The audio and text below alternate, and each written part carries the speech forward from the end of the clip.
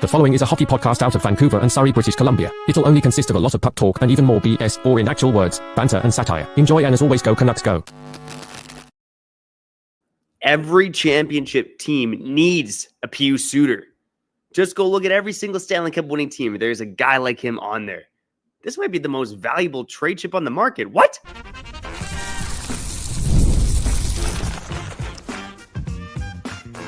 You're Locked On Canucks, your daily podcast on the Vancouver Canucks, part of the Locked On Podcast Network, your team every day. Hey, welcome to another episode of Locked On Canucks. My name is Trevor Beggs, co-host of Locked On Canucks and also a Canucks writer currently with Daily Hive Vancouver. Before we dive into the show, we got to thank you for tuning into Locked On Canucks because it is your Canucks every damn day. We're not here without you listening. And I'm also not here without Kyle Bowen, except for right now. I'm here without Kyle Bowen, my co-host, who should be joining shortly. One thing that we do want to talk about today, though, is Pius Suter. Will he be joining another NHL team shortly? It sure sounds like that's the case. So let's get into the reports, some teams that could use Pius Suter and what is his trade value. While we're at it, we'll look at the other UFA Canucks and latest updates there and whether or not we think they will be traded. Later on in the show, we'll get into Elias Pettersson's comments, trying to win over the hearts of some Canucks fans. And I'm going to guess that 85% of you are still not too thrilled with Elias Pettersson. But there are some of you still believing out there, and maybe he swayed you with some of his comments from yesterday. We'll also get into the new lineups from yesterday's practice. Jonathan Lecker-Mackey joining the team, and a bit of a game day preview as the Canucks look to take on the Ducks as well. But first off, Pius Suter. When I think of a guy like Pius Suter, I think of guys like Evan Rodriguez from the Florida Panthers last year. I think of a guy like a Michael Amadio from the Vegas Golden Knights. Maybe even a Brett Howden or a Riley Smith. Just as Pius Suter, as we know, is a player that can move up and down your lineup, right? We've seen in Vancouver, arguably the best line that Canucks had in the playoffs last year. At points, it was Lindholm, Joshua Garland, but for a large chunk of it, it was Suter, Miller, and Boeser. And Suter's lack of finishing ability did kind of stand out in the playoffs, but this is a player with an incredibly high floor. He almost embodies what the Canucks are right now, a high floor team with, unfortunately, a bit of a lack of a ceiling right now. They are closer to that floor. And Pius Suter, when you look at the Canucks this season, he's one of the leading goal scorers on this team. I'm talking about a guy who can't finish, and man, oh man, I mean, most of the Canucks can't finish this year. Not a problem I have. Sometimes I finish too quick, but most of the Canucks can't finish this year. Pius Suter, one of those guys who actually can finish, which has been a bit of a blessing considering that, again, most of the players in this team have struggled there this year. Currently tied for third on the team in goals. I'd give him third place on his own. He's tied with Connor Garland, but played one less game. He's played less minutes than Connor Garland as well. But looking at the trade market here, so you might have seen the report, but Adam Kierszenblad of the Hockey News reporting that Pius Suter, that there was this trade between the Dallas Stars and the Vancouver Canucks regarding Pius Suter. And look, this is a guy that will be missed in Vancouver if he goes, but you can kind of see the writing on the wall here. This is a guy that's going to command likely somewhere between $3.5 to $4 million per season. And again, he's only making $1.6 million right now. So he's due for a bit of a raise. Is it going to be in Vancouver? If this team re-signs Brock Boeser, I think you can kind of call Pius Suter all but done with the Vancouver Canucks. And I know Brock Boeser joining the Vancouver or leaving the Vancouver Canucks is another thing entirely, which we'll touch on. But with Pius Suter, you're talking about a guy who leads all Canucks forwards in shorthanded ice time, who's third on this team in goals, who plays center, a position where the Canucks are extremely weak in. I mean, man, oh man, if the Canucks trade this guy, they are really weakening their chances of making the playoffs. But I think most fans in this market get it. I don't think most of this fans of this market are concerned as much with let's get an eighth and see what happens, because your chances of making the playoffs, which are already below that 50% barometer, they take a hit if you trade Pius Suter for a second-round pick, which really is his value right now. So let's bring Kyle Bowen, my brother, into the conversation. Kyle Bowen, you might have to get that tattoo of Switzerland removed from your left thigh, but How are you feeling about a potential Pius Suter trade here? It is what it is. I mean, what would be the max you would not get for him, but what would be the max you would sign him for? Because I feel as if there's still an argument to want to keep him, unless they're convinced that Atu Ratu could do some replacing here. But man, oh man, based on what we saw yesterday in practice, is Neil Zaman about to overtake Teddy Bluger's position? Like, you know what I'm saying? So all in all, like, what would you pay to keep him? And then I guess the follow-up would be like, well, like, what do you expect to get back in return? Yeah, I think when you look at Pius Suter and what he's delivered to this team, I would probably be comfortable. Again, you think about the Canucks and where they're at, I'd be comfortable pushing $4 million for him. Look, he's the top team. He's a guy who can consistently score at least 15 goals, give you 35 points. He can play in your fourth line. He can play in your top line. Like, he's got some versatility to his game. But one of the big benefits of the Canucks is that he's done it on a bargain contract. That does become a bit of a different conversation once you sign him to a deal paying him almost $4 million a season. But I think Pius Suter is really an underrated and undervalued player, which is, I don't know if careful is the right word, but the Canucks want to make sure that they extract good value for a guy like Pius Suter, who is going to help a team if he gets traded to them here at the deadline. And he'll help the Canucks if he stays. It's just more so, is that the right thing for this team if Pius Suter is going to walk? And I think the answer is obviously not. Yeah. That's a lot, man. $4 million. Dude, honestly speaking, 3.5 at most. Just cuz. You want to be a Canuck or not? You know what I'm saying? You want to buy or not? We're giving you a lot of opportunity, brother. Help us out here. And now, like, what can we get from him? Is it a second-round pick? Sure. And that's good value, too, based on, signing this guy in August of 2023, if I believe. Like, that's pretty good retention, if you ask me. But is there any chance for a bit more? Because I look at, and maybe you can help me out with this, but I look at, like, some past Stanley Cup winners, and even if you go back in the history of Stanley Cup winners, I feel as if every single team has a Pius Suter. 100%. Like that seventh forward type of guy. And I don't know what that does for his value, because that probably also means there's a lot of these guys around. If they're in the right place at the right time, they kind of excel. But, we saw this guy in the playoffs last year.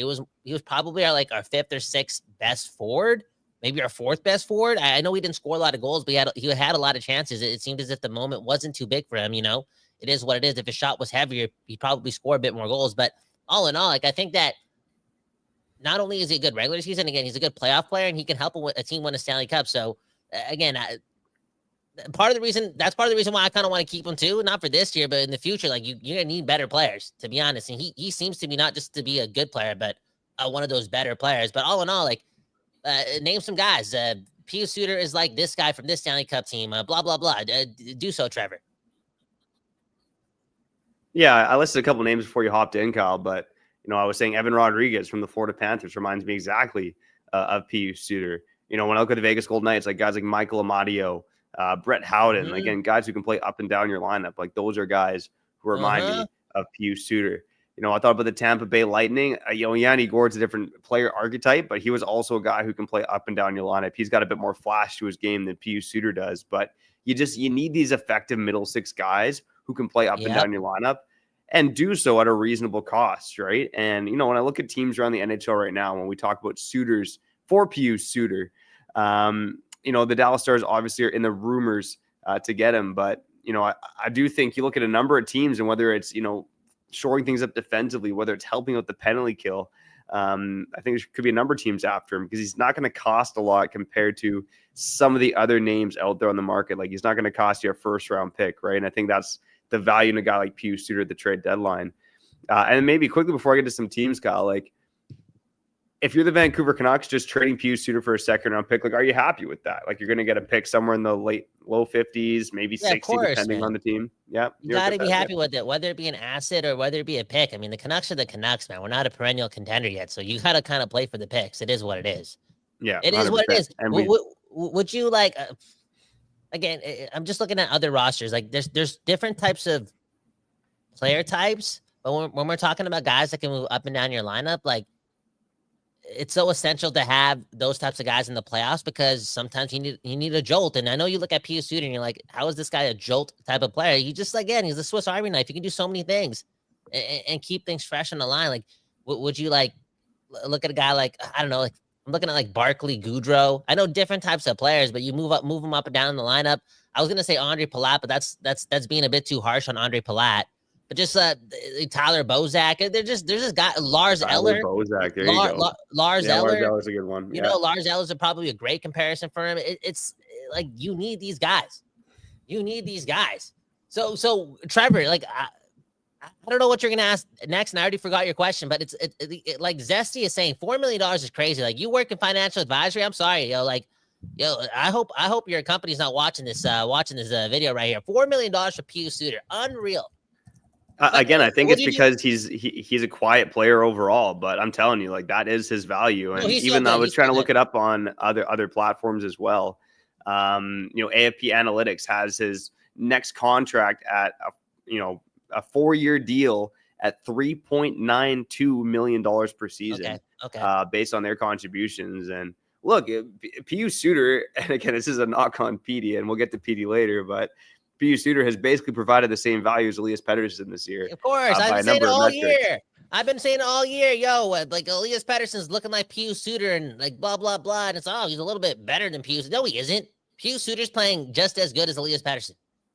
Sometimes better. He's playing better right now, but I think on the whole of the season, they're about the same. Yeah, dude, straight up. He's provided more surplus value than Elias Pettersson has. Like, he's a good player. And that's what I'm saying. I wonder if, like, they can not get him on a discount, but like 3.5, man. Come on, man. You still like you've never scored 20 goals in your life. I know you could do that this year. By the sounds of it, Trevor, you can tell. I want to keep Pius Suter, and I said this earlier, and this sounds so stupid and so crazy, but it's more just about the cost in itself. I would much rather have Pius Suter on this team than Brock Boeser.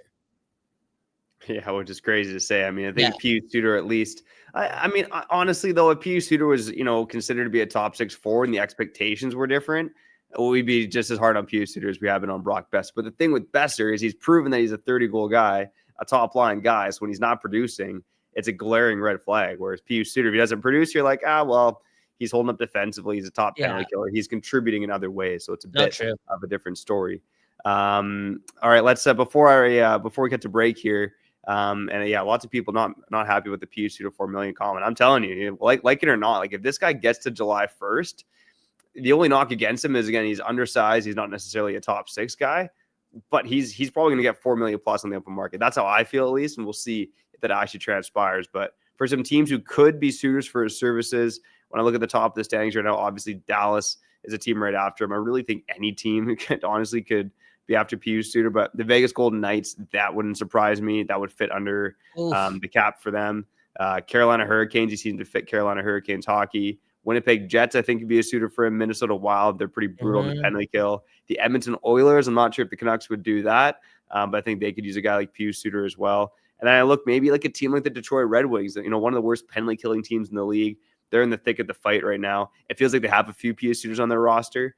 But I feel like they're a team that could maybe use him as well. So it seems like, maybe let's do one more thing before I cut to break. Let's handicap odds of guys being traded before the deadline. Brock Boeser, Derek Forbort, Pius Suter. Give some odds, Kyle. Go for it. I think there's a 70% chance that Brock Boeser gets traded. I think there's actually a 51% chance Pius Suter gets traded. I think the Canucks are, I know there's a lot of smoke out there, and I just feel like there's a small chance we actually keep him. He's important, okay? He's important. Again, we're just about to scratch Teddy Blueger for Neil Zaman. I'm just saying. I'm looking into that as a big thing. I don't know if that's true or not, or Teddy Blueger was hurt at practice, but that's what I saw.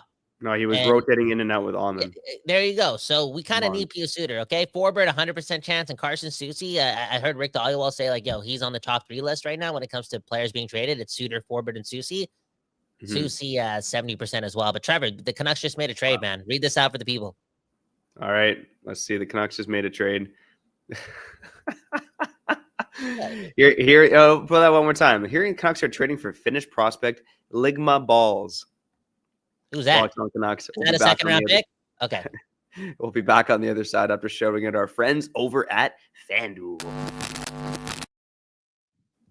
All right. You know that if you're betting on sports, the place that you got to go is FanDuel, baby. And not seeing too many trade deadline odds, but the Canucks are playing the Ducks tonight, and you can bet on that on FanDuel, including bets like who's going to score the first goal all that good stuff. And I'm trying to get the odds for this game. The Canucks, I imagine, got to be favorites, even though, and we'll get to this on the other side, it sounds like Quinn Hughes may not be playing. He's not playing.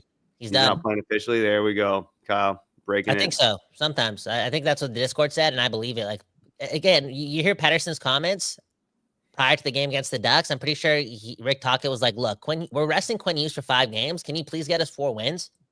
Please, man, do something. Do something. I mean, the Canucks are pretty heavy favorites tonight, considering that Quinn Hughes isn't playing. Minus 196 on the money line against a team who kind of handed them their business in the last contest. But hopefully you're not a degenerate betting on the Anaheim Ducks. But if you are, some good value there, I'd say.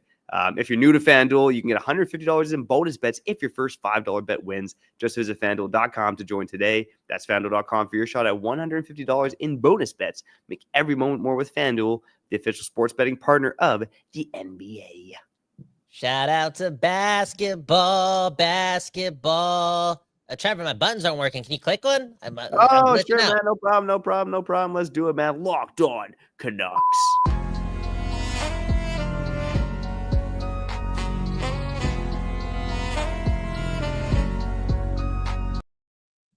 Okay. We back doing this, and that's talking about your Vancouver Canucks. My name's Kyle Bowen. That right there is Trevor effing Beggs, the second best dad in the whole entire world. Sun shining today. It's the middle of the week. Again, Trevor Beggs, if you don't know, he cooks 8 days a week for his family, okay? He's the man. He's the 2025 man, okay? Men are in the kitchen, and I like it. That's the way it should be. Make up that time. Equality, baby. So, Trevor, what you cooking tonight for the family, man? Yeah, I'm glad you asked, man. It's salmon night, man. It's one of my go-tos. A little rice, a little veg on the side, and of course salmon. Usually bacon in the oven is the easiest thing to do. But if I'm feeling spicy, I might grill it, man. Okay, keep it simple. I like it, man. That's a simple dinner. That's quick and easy, and then you can spend some time. Okay, sorry. Okay, wait. You know what? We gotta get that off the screen. My bad. I actually didn't mean to click that. Where am I going with this? Oh yeah, Pettersson owns up, and again, a big game against the Ducks. Coming up tonight. I can't believe it's a must-win game against the hottest team in hockey, the Anaheim Ducks. What the puck? What's going on? All that being said, Trevor, can I silver lining here? Because I'm trying to keep it positive. I've been on that. Yeah, I'm smoking that 420 right now, okay? I'm smoking that West Coast bias. People are annoyed at me. People are saying I'm way too positive right now. All in all, though, if Anaheim can get on fire, the Vancouver Canucks can get on fire too. Right? Yeah, it seems... Again, we've talked about it before, and it all hinges really on Elias Pettersson, and especially with Quinn Hughes out of the lineup. And I'm wondering if it took another turn the other day with Pettersson more or less owning up to the media, apologizing for his media is annoying comment, kind of apologizing at least, but tried to make some jokes about how the media is sometimes annoying, and just talk about the fact that, he can't take back the last 60 games. He mentioned the last 100 games, but the last 60 games of this season, and it's all about moving forward. And, it's tough, right? Like, I will say that I'm not going to just boast about positivity here, but why not? It is tough to, mentally, reset in early March after you've had a brutal season. After every time you open your phone, you're probably reading about being trashed by fans. I hope he's doing someone else on his phone, but I do worry that he's, maybe looking up his name or something's popping up or his friends are sending him something, right? But, look, Kyle, I've said it before, and everydayers know that I don't think you and I expect him to bounce back this season just based on I take that back, though. I take that back. You know why I take that back, man? Because I've been learning a lot about the injury, and I've been praying for the injury, okay? And I'm going to find the cure for tendonitis. It's all good, and I'm going to help Pettersson out. And even without the cure, I feel as if I know this is the 8th time that Rick Tocchet told them they've hung out and they had a strong conversation, but something told me yesterday changed, okay? 22 games left. 22 is my favorite number. Boom, bam, do the math. Speaking of math, let's do it. The tendonitis report on Locked On Canucks.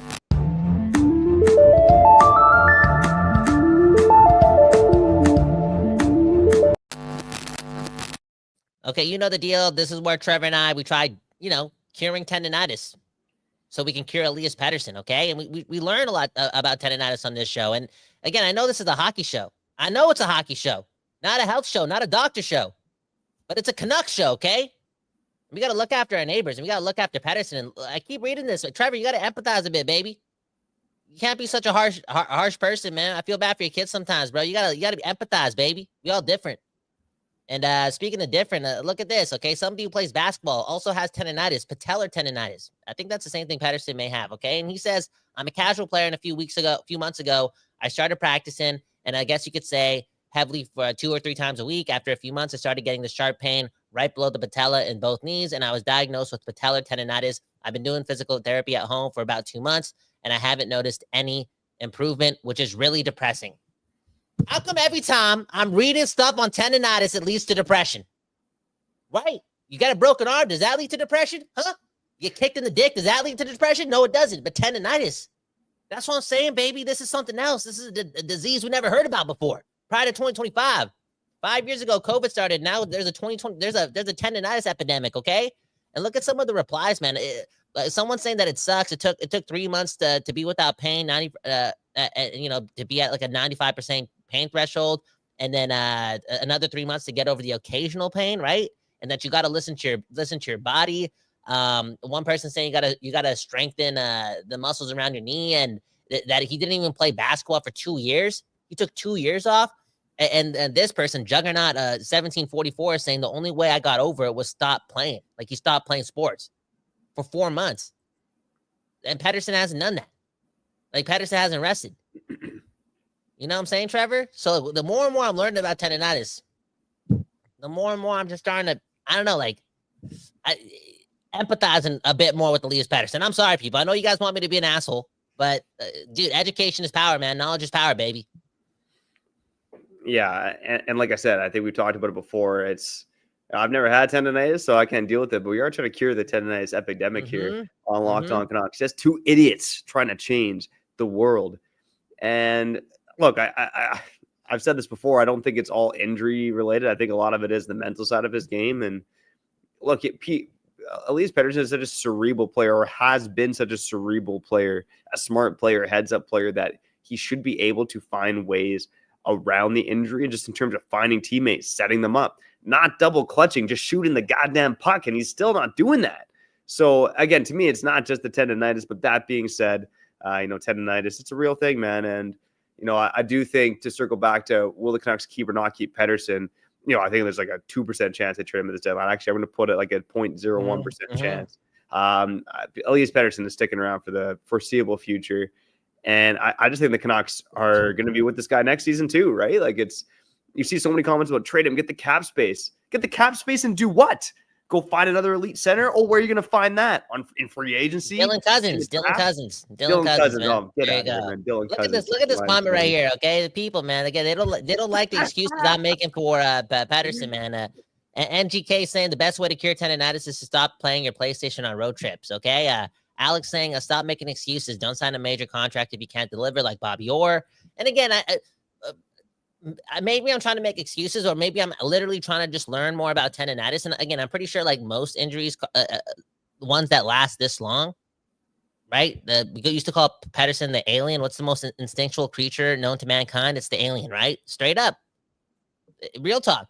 So if he can't have everything in order and feel himself, it's going to be a detriment. But now, as Pettersson progresses in his life, like, he needs to learn how to block out any type of noise, whether it be physical noise or just, the stuff that we say. And I hope that he can get past the tendonitis and not wait for it to heal. Like, just get through the pain threshold and the limitations and use more heart than his knee. I know this is sounding so stupid, but you get what I'm saying, though? Like, we've seen Quinn Hughes do it. It's time for Pettersson to do it. And dude, again, I don't know, man. Like, Trevor, I don't know how many times you went back to your ex after she told you she was was she cheating on you with a girl? Like, I went back to my ex, I think, like, once after she told me that, and she still left me for the same girl. But for whatever reason, like, yeah, me too. Yeah, I don't know. Whatever Pettersson said yesterday, I hope I didn't get fooled. But I feel like I fell in love again, man. You know what I'm saying? It felt like that.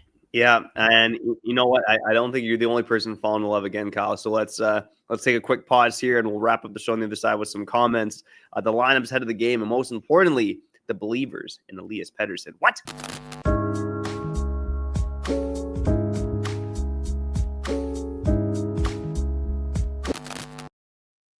Okay. Let's end off the show with some comments, some lineup notes. life in general, man. Again, it's Wednesday, trade deadline in a couple of days. Emotional times, man. Trevor, actually, let me just check in with you, and can you guys please let me know in the comments too, and hit the like button too if you're here with us. Okay, it helps us out. I'm trying to cure baldness and tendonitis. Like, think about that. How many likes do I need to cure that? A lot. Okay. All in all, though, are you? I don't want to say are you checked out, but are you more focused on September of 2024 or like March the 6th of sorry, are you more focused on September of 2025 or March 6th, 2025? Like, part of me is like already to next season, and I don't like that. That's a great question. I'm thinking more about this season mainly for Quinn Hughes, and I do think that, look, the Canucks, they've admitted they're not going to be buyers, right? I mean, we talked about it earlier this week. The Canucks are going to be buyers. There's some reports that they might, make some small trades to improve their team. But Alvin basically told Ian McIntyre that the Canucks, if they make trades, it'll be with September 6th or the long term in mind. It won't be with March 6th in mind. But, for me, I'm thinking more about March 6th, not necessarily in terms of player transactions. Like, you do got to take a good look. Like, if your UFAs aren't going to re-sign, or on the flip side, like, you got to be near 100% sure they're going to resign, or you got to trade them. But that being said, I'm still thinking more about March 6th than I am about September, because this team is still right in the thick of a playoff race. Like, I want to see playoff hockey. Kyle, we do the show 5 days a week. We got a lot of shows to do before September 6th of 2025. So I want my hockey team to take a long-term approach to the roster building, but I'm thinking about March 6th. I'm thinking about March 7th. I'm thinking about April 15th. I'm thinking about the Vancouver Canucks getting into the playoffs. So we can talk about some playoff hockey. And, if the Canucks make it to the playoffs, I think we got to see some kind of bounce back from Elias Pettersson. And just to touch on some of his comments from yesterday, and more importantly, his teammates' comments, Kyle, you mentioned the 22-game thing. And, he said that, he hasn't been himself this year. He hasn't played to the expectations that he has on himself or the franchise has on him. But he says, I just want to take these last 22 games plus more and play my best hockey. So this is Elias Pettersson kind of almost giving himself a public ultimatum on this is his time to play his best hockey. And I don't think there's many people believing right now, and maybe it is the perfect time for him to come out and play his best hockey. But obviously, one of the comments I found the most interesting was his teammate Jake DeBrusk talk about how he is Pettersson's number one believer. And, some of these quotes from Jake DeBrusk, and he's a good quote for sure.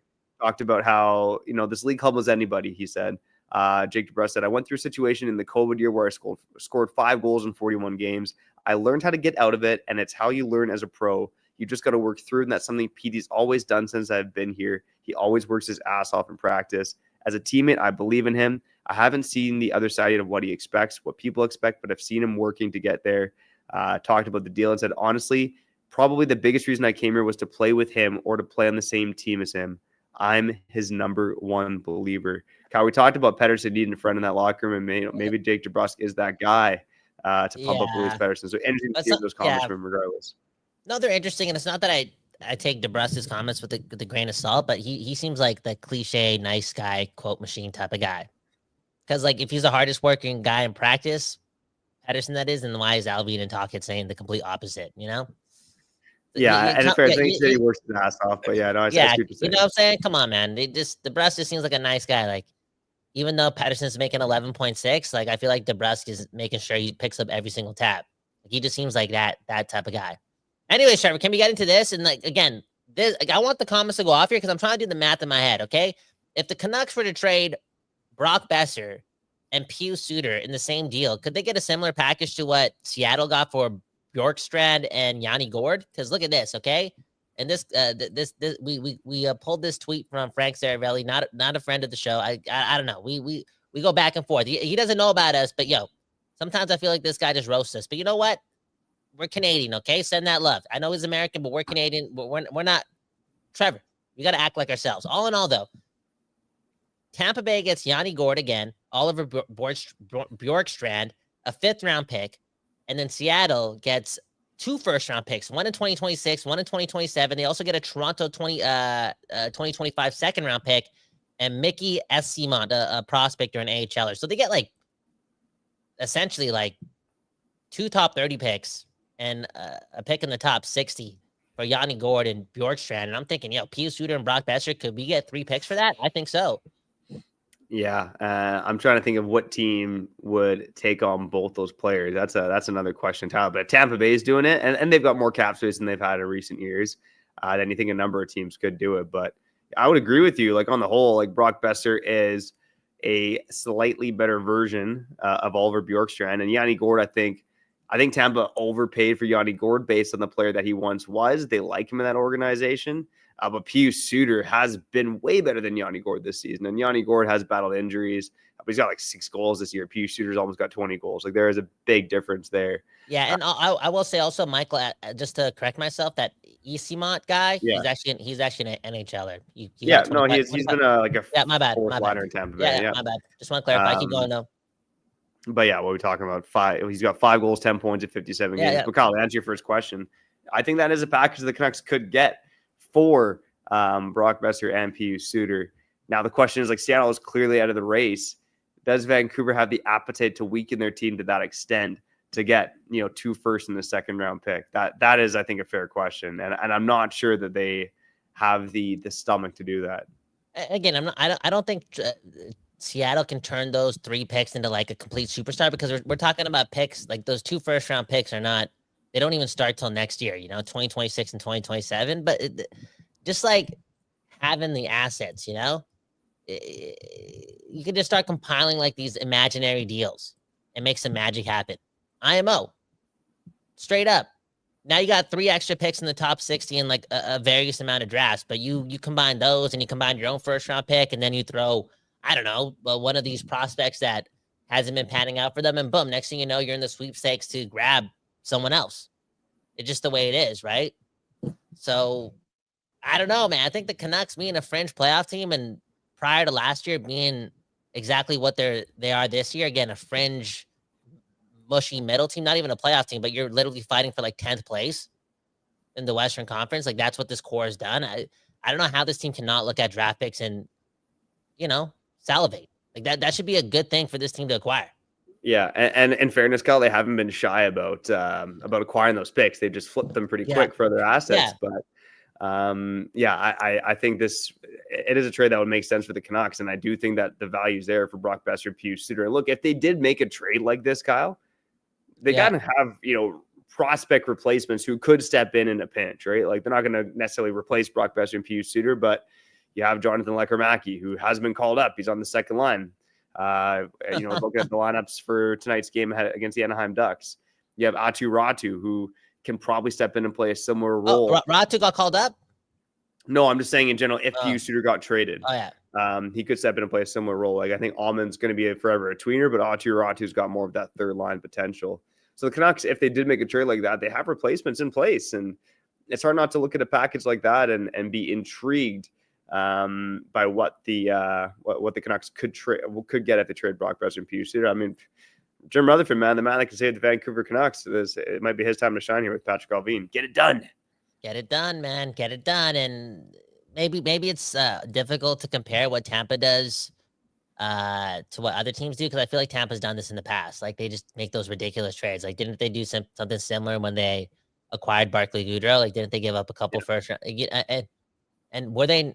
No. What was it? Them that paid the haul to get like a player from Nashville? No, Tanner Jeannot. Yeah, Tanner Jeannot. Yeah, that was a terrible trade, but they paid an absolute haul. It was like 5 draft picks, including 2 firsts, I think. No, See, so maybe we shouldn't play that game with Tampa Bay and was it Julian Brisebois, who's a crazy GM.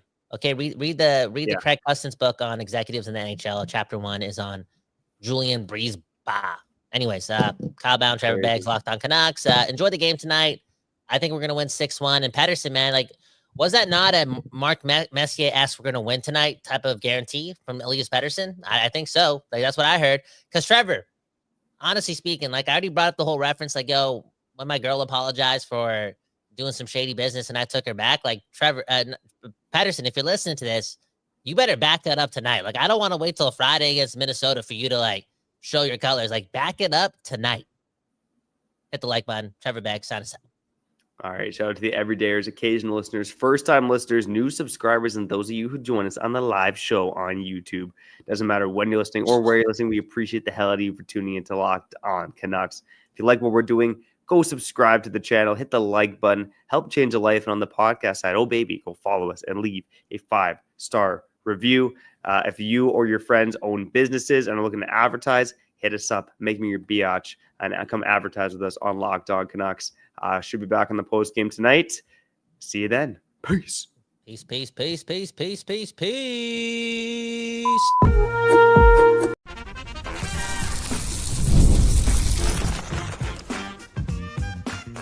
Your Locked On Canucks, your daily podcast on the Vancouver Canucks, part of the Locked On Podcast Network, your team every day.